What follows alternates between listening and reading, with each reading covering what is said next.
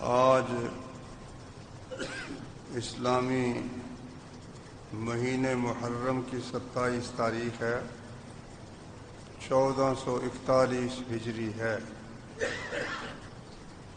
محترم بزرگوں، بھائیوں، عزیزوں اور بہنوں،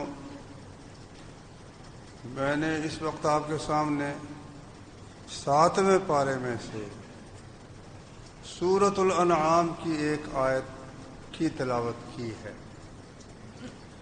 اللہ تبارک و تعالی نے فرمایا، قل اے نبی ان سے کہہ دیجئے، هو القادر، کہ وہی اللہ تعالیٰ ہی اس بات پر قادر ہے، ان یبعث علیکم عذابا من فوقکم، کہ تمہارے اوپر کی جانب سے تمہیں سزا دے، عذاب تم پر بھیج دے، او من تحت ارجلکم، یا تمہارے نیچے سے تمہیں سزا دے دے، تمہیں عذاب تم پر بھیج دے، او یلبسکم شیعا، یا مختلف ٹکڑوں کی صورت میں تم کو باہم گتھم گتھا کر دے، آپس میں لڑا دے، اور یذیق بعضکم بأس بعض، اور تمہیں ایک دوسرے کے ذریعے اللہ تعالیٰ تکلیف کا مزہ چکھائے۔ انظر کیف نصرف الآیات، دیکھ ہم کس طرح انہیں نشانیاں اور آیات کھول کھول کر بیان کرتے ہیں، لعلہم یفقہون، تاکہ وہ سمجھ جائیں۔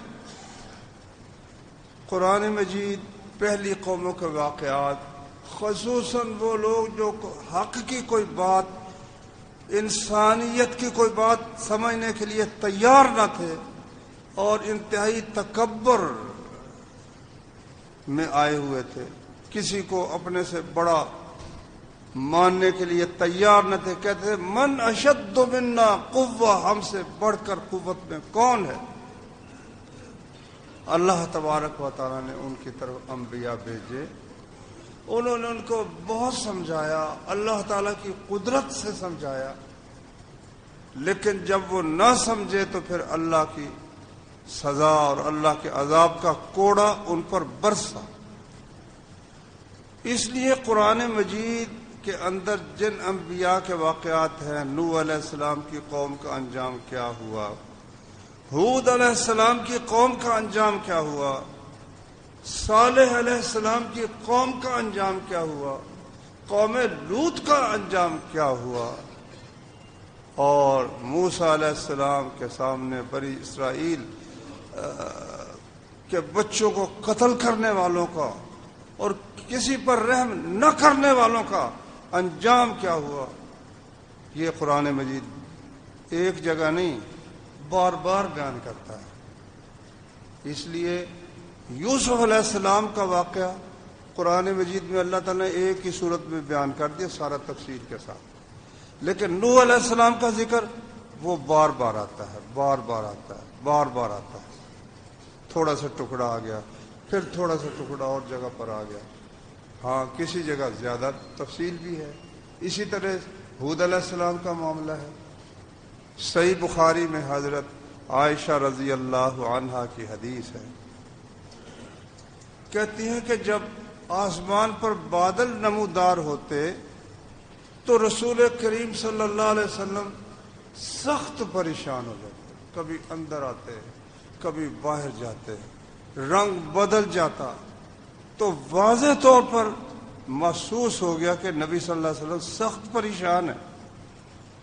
تو میں نے کہا یا رسول اللہ کیا بات ہے کہ جب یہ اس طرح کا سلسلہ، ہاں جب بارش شروع ہو جاتی نا پھر آپ کو کچھ اطمینان ہو جاتا۔ تو میں نے پوچھا، ام المومنین فرماتی ہے، میں نے پوچھا کہ یہ کیا معاملہ ہے، جب یہ سلسلہ ہوتا ہے تو آپ اس قدر پریشان ہو جاتے ہیں۔ کہا عائشہ مجھے کیا خبر ہے، یہ وہی بات نہ ہو جس کا اللہ نے سورہ احقاف میں ذکر کیا ہے، فلما رأوه عارضا، کہ قوم عاد نے جو ہود علیہ السلام کی قوم تھی، جب بادلوں کو دیکھا مستقبل اودیتہم، کہ ان کی وادیوں کا رخ کر رہا ہے، ان کی وادیوں کی طرف آ رہا ہے، قالوا ھذا عارض ممطرنا، کہنے لگے یہ بادل ہے، اس سے ہم پر ہمیں بارش عطا ہوگی۔ فرمایا بل ہوا مستعجلتم بہ، نہیں یہ بات وہ ہوا نہیں ہے، بارش نہیں ہے، جو تم جلدی مچاتے تھے نا، پیغمبر کو کہتے تھے جو ہمارا کرنا ہے کر لو۔ اللہ تعالیٰ نے اس قوم کا ذکر سورہ شعراء میں بھی کیا، کذبت عاد المرسلین، قوم عاد نے صرف ایک رسول نہیں سارے رسولوں کو جھٹلا دیا، کہنے لگے یہ کیا ہوتا ہے، یہ شریعت اور یہ دین اور یہ رسول، یہ کیا بات۔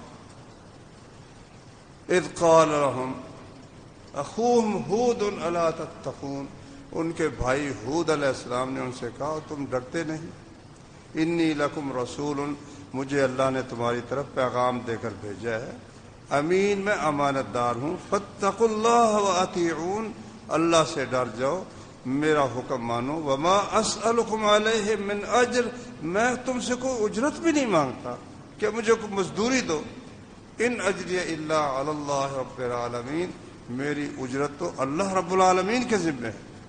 پھر انہیں سمجھایا اتبنون بکل ریع آیۃ تعبثون، جہاں کوئی سرسبز شاداب جگہ ہوتی ہے وہاں تم کوئی یادگار بنا دیتے ہو، بڑی بڑی اونچی عمارت، تعبثون بالکل بے فائدہ، وتتخذون مصانع لعلکم تخلدون، بڑی بڑی عمارتیں اور کارخانے اور فیکٹریاں، اس طرح اس کام میں تم گویا غرق ہو گئے ہو جیسے تمہیں مرنا ہے ہی نہیں، لعلکم تخلدون، گویا تمہیں ہمیشہ یہی رہنا۔ وَإِذَا بَطَشْتُمْ بَطَشْتُمْ جَبَّارِينَ، جب کسی کو پکڑتے ہو تو رحم کی رتی تم میں نہیں ہوتی، نہایت زبردست ہو کر ان کو پکڑتے ہو۔ فَاتَّقُوا اللَّهَ وَأَطِيعُونِ، اللہ سے ڈر جاؤ اور میری اطاعت کرو۔ وَاتَّقُوا الَّذِي أَمَدَّكُمْ بِمَا تَعْلَمُونَ، اللہ سے ڈرو جس نے تمہیں اتنی نعمتیں عطا کی ہیں جو تم بھی جانتے ہو۔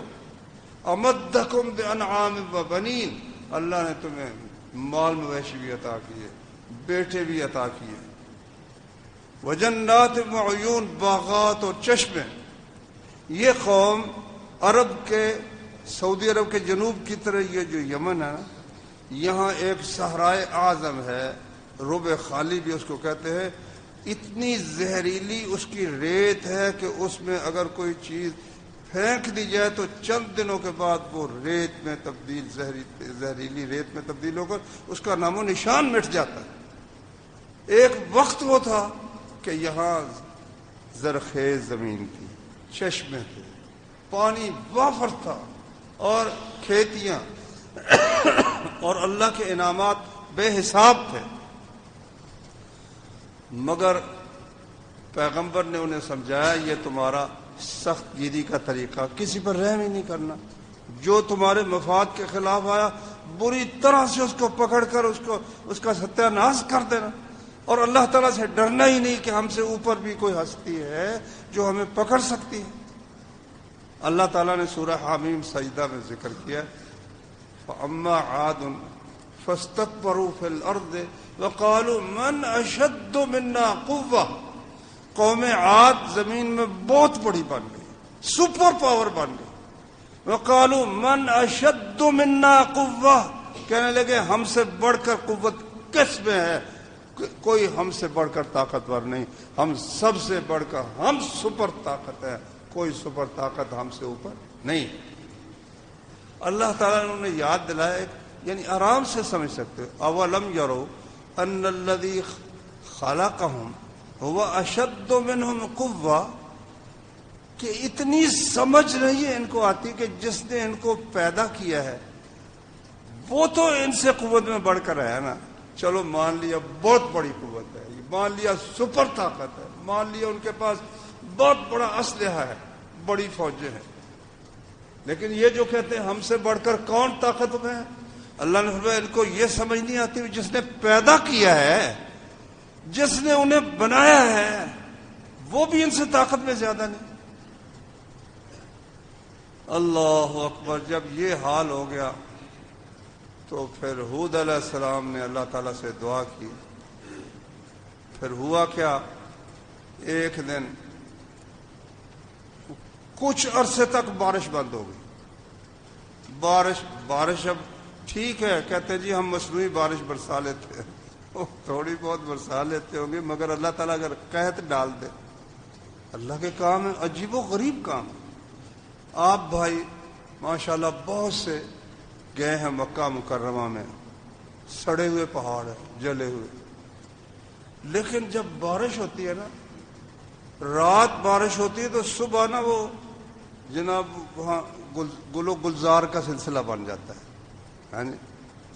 تو رسول اللہ صلی اللہ علیہ وسلم نے فرمایا قیامت قائم نہیں ہوگی جب تک کہ عرب کی زمین جو ہے دوبارہ وہ سبزہ زار اور دریاؤں اور نہروں میں نہیں بدل جائے گی.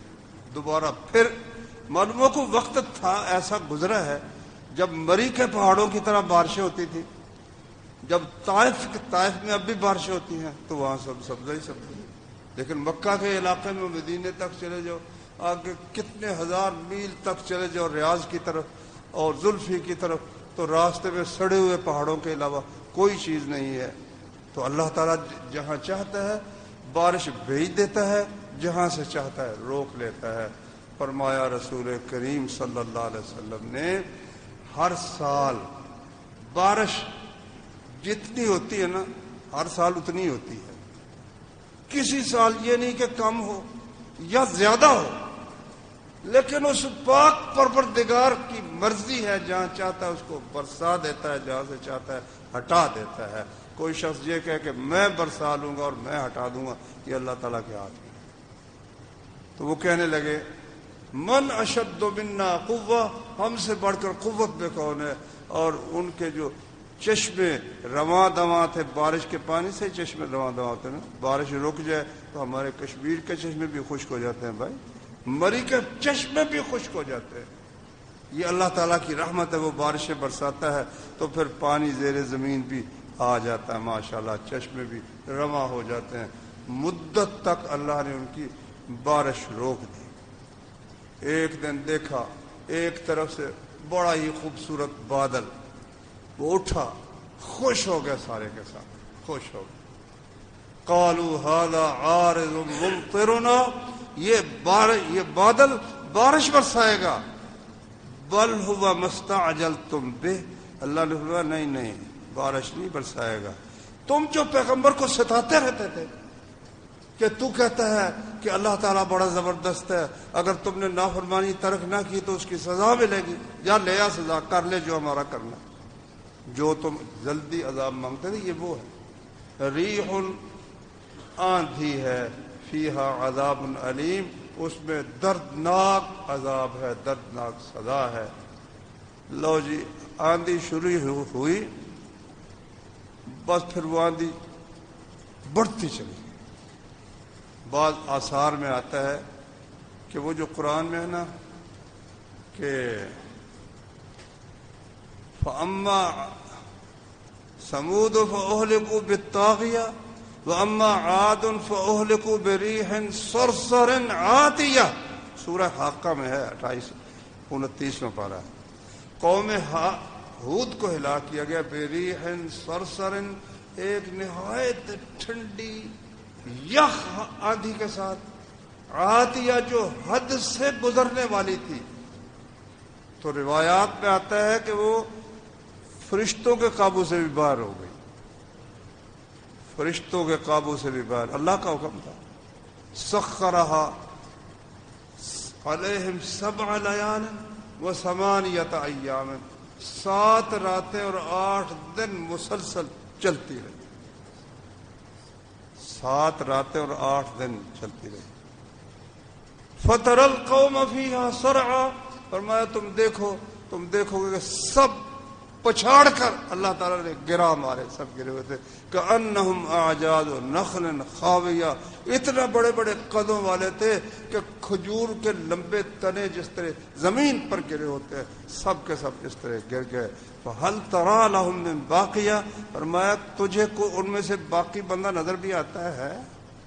صرف ان پر عذاب نہیں آیا،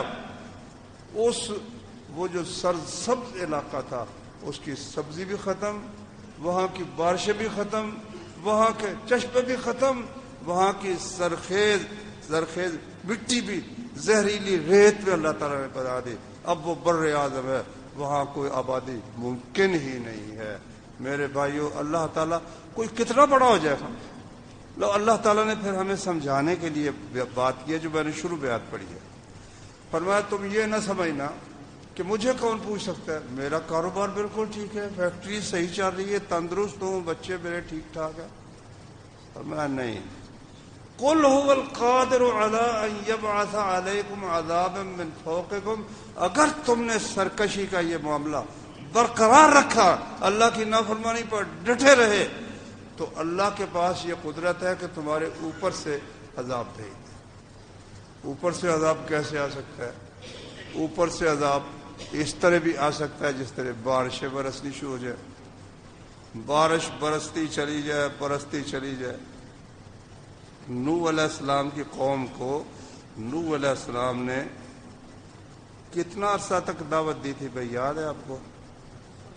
950 سال۔ فَلَبِثَ فِيهِمْ أَلْفَ سَنَةٍ إِلَّا 50 عاما، 50 برس کم 1000 سال نوح علیہ السلام ان میں رہے۔ اللہ اکبر۔ پھر اللہ تعالیٰ نے ان کو وحی کی۔ اللہ جس کو چاہتا ہے حوصلہ دے دیتا ہے یار، اتنا حوصلہ، میں تو حیران ہوتا ہوں ہر پیغمبر کے حوصلے پر۔ ہم 2-4 دفعہ کسی کو نیکی کی بات کہیں نا اور وہ نہ مانے، ہمارے دل میں ہوتا ہے یہ ابھی اللہ تعالیٰ اس کو تباہ کیوں نہیں کر دیتا، یہ مانتا ہی نہیں اللہ کی بات۔ 950 برس اللہ کی دعوت ان کو پہنچاتے رہے، نہ مایوس ہوئے نہ تھکے۔ وہ ان کی نقلیں اتارتے، وہ ان کو مذاق کرتے، وہ کہتے نو تیرے پاس تو جو ہمارے موچی اور نائی اور کمین ہے، بڑا آدمی بھی تیرے ساتھ ہے۔ اللہ اکبر۔ ان کو ذرا ہٹاؤ تو ہم تمہاری بات سنیں، ورنہ ہم بات ہی نہیں سنتے۔ اللہ تعالیٰ نے بتایا ہے کہ نوح علیہ السلام نے اللہ سے درخواست کی، پروردگارا میں نے ان کو انی دعوت قومی لیلا و نہارا، رات بھی دعوت دی، دن کو بھی دعوت دی۔ وَإِنِّي كُلَّمَا دَعَوْتُهُمْ لِتَغْفِرَ لَهُمْ جَعَلُوا أَصَابِعَهُمْ فِي آذَانِهِمْ، جب بھی میں نے کوشش کی کہ ان کو دعوت دوں، انہوں نے کانوں میں انگلیاں لے کر میری بات سننے سے انکار کر دیا، اور کپڑا لپیٹ کر، اپنے اوپر کپڑا لپیٹ کر انجان بن گئے کہ پتہ نہیں نوح کیا کہہ رہا ہے کیا نہیں کہہ رہا۔ یہ معاملہ، اس اتنے معاملے کے باوجود 950 سال کوئی حوصلہ ہے اس بندے کا؟ پھر اس کی زبان سے بد دعا نکلی کوئی نہیں، اتنا عرصہ کوئی بد دعا ہی نہیں کی، یہی کہتے رہے کہ یا اللہ میری قوم کو ہدایت دے دے۔ فَأُوحِيَ إِلَىٰ نُوحٍ أَنَّهُ لَن يُؤْمِنَ مِنْ قَوْمِكَ إِلَّا مَنْ قَدْ آمَنَ۔ اب اللہ کی طرف سے وحی ہوئی کہ نوح تیری قوم میں سے جو ایمان لے آئے اب اس کے بعد کوئی ایمان نہیں لائے گا۔ فَلَا تَبْتَئِسْ بِمَا كَانُوا يَفْعَلُونَ، جو کچھ کرتے رہے اس پر غم زدہ نہ ہو، اب ہم جانیں اور یہ جانیں۔ اب پھر نوح علیہ السلام نے دعا کی کہ یا اللہ اگر اس قوم میں سے کوئی بندہ پیدا ہی نہیں ہونا، ان کی نسل میں سے بھی کسی نے ایمان نہیں لانا، لا تذر علی الارض من الکافرین دیارا، پھر ان کافروں میں سے زمین پر بسنے والا ایک متنفس بھی باقی نہ چھوڑ۔ اللہ نے کہا پھر ٹھیک ہے، ایک کشتی تیار، کشتی ہم بولتے ہیں، ویسے تو جہاز تھا۔ اللہ نے فرمایا کہ نوح علیہ السلام، ہم نے کہا کہ خود بھی جب آثار ہوں، گھر کے تنور میں سے پانی ابلنے لگ جائے تو یہ نشانی ہے، اس وقت تم نے خود بھی سوار ہو جانا ہے، اپنے گھر والوں کو بھی سوار کر دینا اور ایمان والوں کو بھی سوار کر دینا۔ اور اس کے ساتھ ایمان لائے تو تھوڑے سے لوگ تھے جو ایمان لائے۔ اب تھوڑے کی تفصیل پھر روایات میں، اسرائیلی روایات میں کوئی کہتا 40 تھے، کوئی کہتا برابر تھوڑے تھے۔ اللہ تعالیٰ فرماتے ہیں کہ فَفَتَحْنَا أَبْوَابَ السَّمَاءِ بِمَاءٍ مُنْهَمِرٍ، بارش برسنی شروع ہوئی، کس طرح کی؟ فرمایا اللہ تعالیٰ نے ہم نے آسمان کے دروازے بارش کے ساتھ کھول دیے، بارش کے ساتھ دروازے کھول دیے۔ اور بھائیوں، میں نے ایک تفسیر میں بات پڑھی، مجھے پہلے کبھی توجہ نہیں تھی اس بات کی طرف کہ اللہ کس قدر مہربان ہے۔ یہ بادل جو اربوں خربوں ٹن اتنا وزنی پانی اٹھا کر پھرتے ہیں آسانی سے جہاں چاہتے ہیں جاتے ہیں، اللہ تعالیٰ پانی زمین پر بھیجتا ہے تو یہ نہیں کر سکتا کٹھا نیچے پھینک دے۔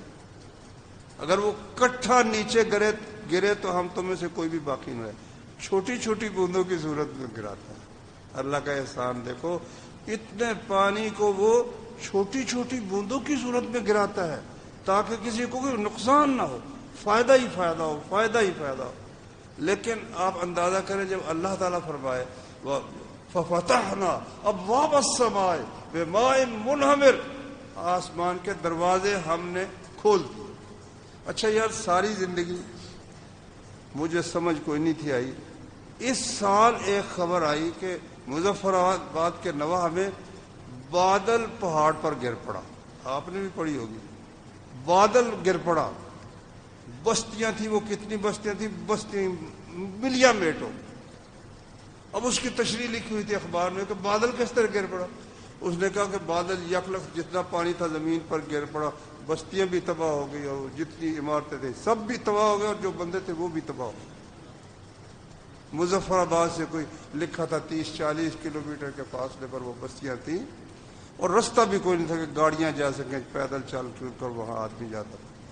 یہ ہے وہ بات جو اللہ نے کہا نا کہ فَفَتَحْنَا أَبْوَابَ السَّمَاءِ بِمَاءٍ مُنْهَمِرٍ، برسنے والی پانی کے ساتھ ہم نے آسمان کے دروازے کھول دیے۔ وَفَجَّرْنَا الْأَرْضَ عُيُونًا، زمین کو ہم نے چشموں کی صورت میں پھاڑ دیا، جا بجا چشمے ابلنے لگے۔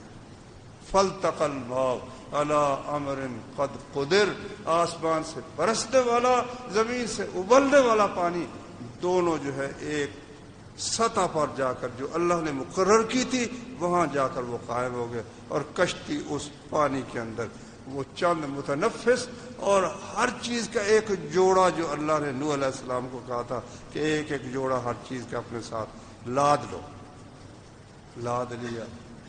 جب کشتی پانی بڑھنے لگا، اللہ تعالیٰ نے فرمایا ہے کہ نوح علیہ السلام کا ایک بیٹا وہ کھڑا تھا قریب ہی، نوح علیہ السلام نے اسے کہا یا بنی ارکب معنا، مجلس گندی تھی، گندے بے دین اللہ کے منکروں کے ساتھ اس کی مجلس تھی، دوستی تھی، ان کے ساتھ کھڑا ہوا تھا۔ تو نوح علیہ السلام نے کہا یا بنی ارکب معنا، بیٹے ہمارے ساتھ سوار ہو جاؤ، فلا تکن مع القوم الکافرین، ایک کافروں کا ساتھ، ان کی دوستی، ان کی مجلس چھوڑ دے، مگر دعا کرو اللہ ہمیں بھی اور ہمارے بچوں کو بھی گندی مجلسوں سے بچا کر رکھے۔ وہ گندی مجلسوں کا چسکا ایسا ہوتا ہے، وہ کسی کو ہیرون پر لگا دیتے ہیں، کسی کو زنا پہ لگا دیتے ہیں، کسی کو قوم لوط کے عمل پہ لگا دیتے ہیں، کسی کو ڈاکے پر لگا دیتے ہیں، کوئی اچھے کام کی طرف وہ لگانے کے لیے تیار نہیں ہوتے۔ پھر لاکھ ان کو نصیحت کرو، خواہ نوح علیہ السلام جیسا برگزیدہ باپ بھی بیٹے کو گئے، گندی مجلسوں میں رہنے والا بیٹا پھر باپ پیغمبر کی بات بھی نہیں مانتا۔ اس نے کیا کہا، وہ سائنس کا بڑا قائل تھا، کہتا ہے اسباب ہیں بھائی، پانی زیادہ آئے گا تو پہاڑ پر چڑھ جاؤ، یہ کون سی مشکل بات۔ قال سآوی الی جبل یعصمنی من الماء، کہنے لگا میں پہاڑ پر چڑھ جاؤں گا، وہ مجھے پانی سے بچا لے گا۔ نوح علیہ السلام نے کہا لا عاصم اليوم من امر اللہ الا من رحم، آج اللہ تعالیٰ کے حکم اور عذاب سے کوئی بچا نہیں سکتا، ہاں جس پر اللہ خود رحم کرے نا وہ بچ سکتا ہے۔ باپ بیٹے کی باتیں ہو رہی ہیں، ادھر نا ایک موج کو غصہ آ گیا، پانی کی لہریں اٹھ رہی تھی، وحال بینہم الموج، وہ درمیان میں حائل ہو گئی، باپ کو بیٹا نظر نہیں آ رہا، بیٹے کو باپ نظر نہیں آ رہا، فکان من المغرقین، اس نے بیٹے کو اٹھایا اور پانی میں پٹک مارا، اور قیامت تک کے لیے وہ اللہ کے عذاب میں گرفتار ہو گیا۔ میرے بھائیوں، یہ اللہ تعالیٰ نے ایسے نہیں ہمیں اور ان قوموں کو جو اپنے آپ کو کہتی ہیں ہم سپر پاور ہیں۔ اللہ تعالیٰ اولم یرو ان اللہ الذی خلقہم هو اشد منہم قوہ، جس اللہ نے پیدا کیا وہ تو قوت میں ان سے بڑا ہی ہے نا۔ تو اللہ تعالیٰ اوپر سے بھی عذاب بھیج سکتا۔ قوم لوط کو دیکھ لو، لوط علیہ السلام ہے، وہ ایک تو مشرک تھے۔ یہ ساری قومیں سب سے بڑا ان کا جرم اللہ کا شریک بنانا تھا۔ کوئی بت پوجتا تھا، کوئی خود ہی کمیونسٹ اور اپنے آپ کو کہتا ہم ہی ہیں اور کون ہے ہمارے مقابلے، اس کائنات کے اندر رب اعلیٰ ہم لوگ ہیں، باقی سب ہمارے ماتحت ہیں، ہم کسی کو کیا سمجھتے ہیں۔ اللہ تبارک و تعالیٰ نے ان قوموں کو پیغمبروں کے ذریعے سے سمجھایا۔ لوط علیہ السلام کی قوم کو بھی دعوت توحید کی بھی دی، اور ان میں گندی عادتیں تھیں، لڑکوں مردوں کے ساتھ بدکاری کرنا۔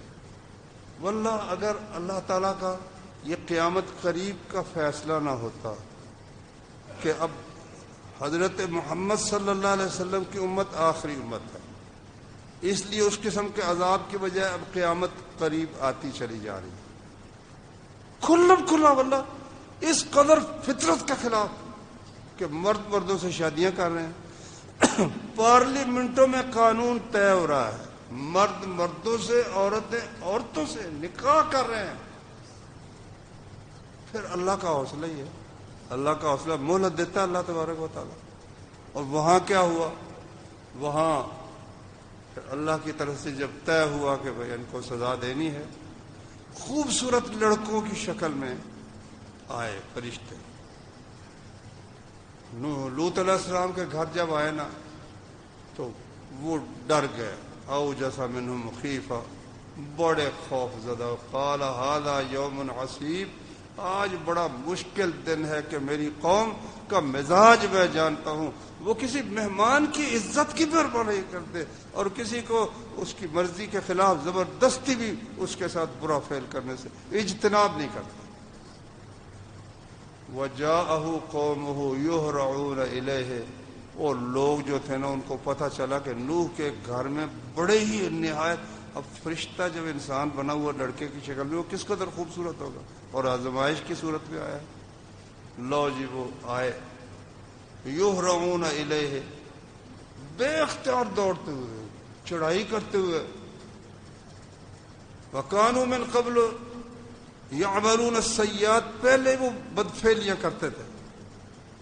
قال یا قوم ہؤلاء بناتی ہن اطہر لکم فاتقوا اللہ ولا تخزون فی ضیفی، کہا اے میری قوم، اور میری بیٹیاں موجود ہیں یار، دیکھو کس قدر عاجزی پر آ گیا اللہ کا پیغمبر، میری بیٹیاں موجود ہیں، میرے مہمانوں کی تو بے عزتی نہ کرو۔ قالوا لقد علمت ما لنا فی بناتک من حق، کہنے لگے تجھے پتہ ہی ہے تیری بیٹیوں کی ہم کو کوئی ضرورت بھی نہیں، ہمیں ان میں ہمارا کوئی حق بھی نہیں۔ اچھا ان مہمانوں میں حق ہے تمہارا، کو اللہ کا خوف کرو۔ وَإِنَّكَ لَتَعْلَمُ مَا نُرِيدُ، تو جانتا ہے کیا چاہتا ہے۔ بڑا ہی پریشان ہوئے لوط علیہ السلام، اور فرشتوں نے کہا بالکل ڈر نہیں، ہمیں اللہ تعالیٰ نے بھیجا ہے۔ کچھ ان میں سے نا دیوار پھلانگ کر اندر آ گئے، وہ فرشتے نے پر مارا، اندھے ہو گئے سب، وہ جو اندر آئے تھے نا اندھے ہو گئے۔ اب لوط علیہ السلام کو جب پتا چلا کہ یہ فرشتے آئے ہیں اور سزا دینے کے لیے آئے ہیں، تو کہنے لگے یا اللہ یہ سزا آ کیوں نہیں رہی؟ قال ان موعدهم الصبح، کہا بھائی صبح کے وقت سزا آنی ہے، صبح کے وقت سزا ملے گی۔ الیس الصبح بقریب، لوط کیا صبح کوئی دور ہے، وہ قریب نہیں؟ مگر پیغمبر کو جب نظر آ گیا نا کہ اب ان کو سزا ملنے والی، تو اس سے وہ ایک لمحہ بھی برداشت نہیں ہو رہا، کہتا یا اللہ کب سزا آئے گی؟ اللہ اکبر۔ فرمایا اللہ تعالیٰ نے جب ہمارا حکم آیا نا، جعلنا عالیہا سافلہا، زمین کے اس کتے کوئی فرشتے نے اوپر اٹھایا اور اٹھا کر الٹا دے کر امطرنا علیہم حجارۃ من سجیل، اور یہ جو لاوے کے پتھر ہوتے ہیں، سڑی ہوئی اینٹیں جس طرح ہوتی ہے بھٹے کی، اس طرح لاوے کے جلے ہوئے جو کھنگر تھے نا وہ اس پر ہم نے برسائی۔ آج تک وہ بحیرہ لوط ہے، آج تک وہاں آبادی کا نام و نشان نہیں ملتا۔ تو اللہ تبارک و تعالیٰ بارش برسا کر سزا دے سکتا ہے، پتھروں کی بارش یا اللہ باری ہو جائے، سب کو تباہ اللہ تعالیٰ کر دے، اور بھی اوپر سے عذاب کی کئی صورتیں ہیں، طوفان آ جائے۔ اچھا یہ بھی ہو سکتا ہے کہ حاکم ایسے مسلط ہو جائیں جو رحم ہی نہ کریں، یہ بھی تو عذاب ہے نا۔ کسی بچی پر خامد ایسا مسلط ہو جائے کہ وہ اس پر رحم ہی نہ کرے، ظلم کرے، تو عذاب ہے نا، اللہ اوپر کی طرف سے عذاب ہے نا بھائی، اوپر کی طرف سے۔ ایسے حاکم جہاں تم جاؤ کام کرنے کے لیے، کام تمہارا ہے، ایک فرد لینی ہے مثال کے طور پر، بے شک وہ کمپیوٹرائزڈ ہو گیا، کچھ بھی ہو گیا، تو آپ کہیں گے فلاں چیز کم ہے، فلاں چیز کم ہے، فلاں چیز کم ہے، دھکے لگواتے ہیں، دیہڑیاں برباد، دن بندے کے برباد کرتے رہیں گے۔ رحم ان کو آئے گا ہی نہیں کہ یہ بھی کسی باپ کا بیٹا ہے، بچوں کا باپ ہے بیچارہ، اس نے کما کر بچوں کو کھلایا، نہیں، ان کے منہ میں خنزیر جب تک نہ ڈالو گے وہ تم پر رحم ہی نہیں کرے۔ چھوٹے سے چھوٹا، چھوٹے سے چھوٹا، کوئی چپڑاسی ہے نا دروازے پر کھڑا ہوا ہے، جب تک پیسے نہ دو تم اندر نہیں جانے دیتے، بڑے سے بڑا اور چھوٹے سے چھوٹا، یہ بھی اوپر سے اللہ تعالیٰ کی طرف سے عذاب ہے بھائی۔ او من تحت ارجلکم، نیچے سے اللہ عذاب دے سکتا ہے۔ نیچے سے کس طرح؟ یہ دیکھ لو، زلزلہ ہے، سن جو آیا تھا نا 2015 میں زلزلہ آیا تھا، 2005 میں نے وہاں جا کر دیکھا، واللہ آپ نے بھی دیکھا ہوگا، 3 منزلہ عمارتیں زمین کے اندر دھنس گئیں، 3 منزلہ عمارتیں، جو کچھ ان میں وہاں بڑے بڑے فنکشن ہوتے تھے، مردوں عورتوں کٹھے کی بدکاریاں، مظفر آباد کے عین دریا کے کنارے پر زمین کے اندر دھنس، زمین پھٹی، سب کے سامنے آدمی اس کے اندر ہیں، وہ فریاد کر رہے ہیں ہمیں بچا لو بچا لو، دوسرے جھٹکے کے ساتھ زمین مل گئی، اس کا نام و نشان نہیں۔ اور کیا صورت تھی، جہاں تک ہمیں باغ کی طرف گئے تھے، مظفر آباد سے باغ اور اس علاقے کی طرف، ہر طرف انسانی گوشت اور خون کی بدبو تھی، زمین سے بدبو آ رہی، زمین سے بدبو آ رہی۔ اللہ اکبر۔ اب پھر زلزلہ تھوڑا سا آیا، اندازہ ہوا ہے، تو یہ کہتے ہیں ہم بڑے، ہمارے پاس اسباب ہیں۔ جب اللہ تبارک و تعالیٰ کا سلسلہ ہوتا ہے تو نیچے سے سزا ملنی شروع ہو جاتی ہے۔ اچھا یہ بھی ایک نیچے سے سزا ہے، کسی کی زنانی کو گندی اس کو مل جائے، بک بک کرتی ہو، خیانت کرتی ہو، خامد پر اس کو رحم ہی نہ آتا ہو، یہ بھی بہت بڑی سزا ہے بھائی۔ اسی طرح اس کے ماتحت خائن ہو، جو اس کے نیچے جتنے ہیں، کوئی افسر ہے بڑا ہی بے ایماندار ہے مثال کے طور پر، لیکن اس کے نیچے سارے ہی گندے ہوں، تو یہ بھی تو اس کے لیے ایک بہت بڑا عذاب ہے نا۔ اللہ نے فرمایا کہہ دے وہ قادر ہے کہ تم پر، تمہارے اوپر سے عذاب لے آئے یا تمہارے نیچے سے عذاب لے آئے۔ اور تیسری صورت ہے یلبسکم شیعان، یا تمہیں آپس میں لڑا دے۔ واللہ دیکھو تو صحیح ہمارا حال کیا ہے، ہمارا جو وزیر اعظم ہے وہ امریکہ گیا ہوا ہے، یہاں اپنی خیانت کی وجہ سے کئی لوگوں کو ان کو جیل میں ڈال رکھا ہے، کئی لوگوں کو انتظار میں رکھا ہوا ہے۔ بھئی اگر وہ خیانت سزا تو ان کو وہاں، ان کو اے سی لگا کر ان کو آرام سے رکھا ہوا ہے۔ عدالتیں جو ہیں ان میں جج بیٹھے، انہی کے لگائے ہوئے جج، وہ جب چاہیں گے ان کو پھر جس طرح سے وہ حدیبیہ پیپر مل کے متعلقہ بالکل پاک صاف ہے جی، یہ اس کو ہم کھول ہی نہیں سکتے۔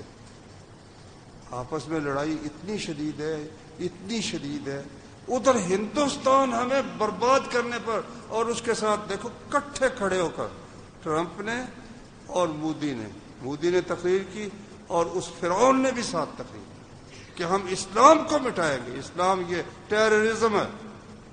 ٹھیک ہے، ہمارے وزیر اعظم نے ماشاءاللہ اچھی بات وہاں کی، ٹھیک ہے، جو اچھی بات ہے اچھی ہے، لیکن یہ سب عذاب ہے بھائیو، اس کا حل کیا ہے پھر؟ کیا حل ہے اس کا؟ قرآن نے وہ بھی بتایا، وَمَا كَانَ اللَّهُ لِيُعَذِّبَهُمْ وَأَنْتَ فِيهِمْ۔ مکے کے مشرکوں نے، ابو جہل نے صاف کہا، یا اللہ اگر یہ دین سچا ہے محمد کا، دیکھو کس قدر یعنی تکبر ہے. ان کان ھذا ھو الحق من عندک، یہ واقعی حق ہے، تو نے اس پیغمبر کو بھیجا ہے. تو دعا کیا ہونی چاہیے تھی کہ پھر یا اللہ ہمارا سینہ کھول دے، ہمیں اس کو ماننے کی توفیق دے دے.